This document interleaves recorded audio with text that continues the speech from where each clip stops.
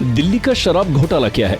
आइए आसान भाषा में समझें कि कैसे केजरीवाल और उनकी गैंग ने दिल्ली को शराब के दलदल में धकेलने और पार्टी के लिए चंदा उगाही का कॉम्बो प्लान बनाया।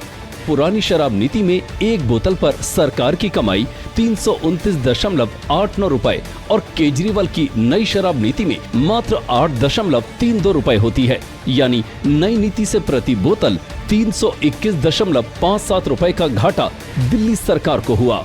पुरानी नीति में रिटेलर का कमीशन 33.39 रुपए था, जबकि नई नीति में रिटेलर का कमीशन बढ़ाकर 363.27 रुपए कर दिया गया। मतलब प्रति बोतल 330.12 रुपए का फायदा रिटेलर को हुआ। पुरानी नीति में जहां शराब की बिक्री प्रति माह 132 लाख लीटर थी, वहीं नई शराब नीति में प्रति माह शराब की बिक्री 245 लाख लीटर हो गई। फिर भी राजस्व में भारी गिरावट आई। दिल्ली को शराब में डुबोने के लिए आपने शराब पीने की उम्र घटाकर 18 साल और ठेके खोलने का समय बढ़ाकर रात्रि 3 बजे तक कर दिया गया। यही नहीं, ड्राई डे की संख्या भी घटाकर सिर्फ 3 कर दी, ताकि जनता को शराब की कमी न हो और केजरीवाल सरकार को मलाई की। नई शराब नीति से शराब का कारोबार पूरी तरह से निजी हाथों में सौंप दिया गया। दिल्ली में शराब की कुल 849 दुकानें खुल गई। मंदिर और स्कूलों के बाहर भी शराब के ठेके खुल गए और जैसे ही इस नीति को लेकर जांच शुरू हुई, सिसोदिया ने शराब नीति वापस लेने की घोषणा कर दी।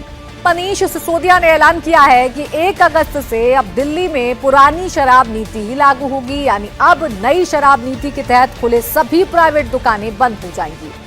हालांकि केजरीवाल और उनकी भ्रष्ट कंपनी ने इस बात का जवाब कभी नहीं दिया कि अगर नई शराब नीति सही थी और उससे फायदा भी हो रहा था, तो केजरीवाल सरकार ने उसे वापस क्यों ले लिया।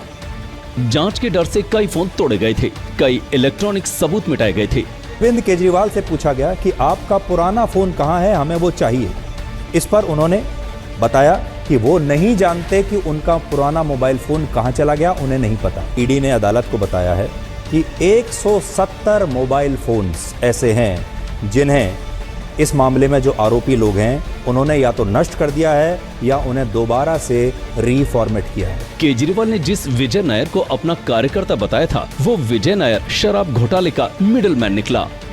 ईडी का ये भी कहना है कि कुल 45 करोड़ रुपए गोवा में फंडिंग दी गई थी। विजय नायर को ईडी ने मिडिलमैन बताया है।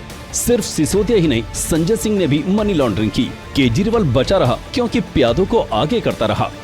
अंततः जांच की आंच शराब घोटाले के सरगना केजरीवाल तक पहुंची गई। महाझूठे, खुद को कट्टर ईमानदार बताकर ईमानदारी की कस्में खाने वाले केजरीवाल, जिसने दिल्ली को नशे की लत लगाकर अकेला छोड़ दिया, उसका हिसाब देने का वक्त आ चुका है।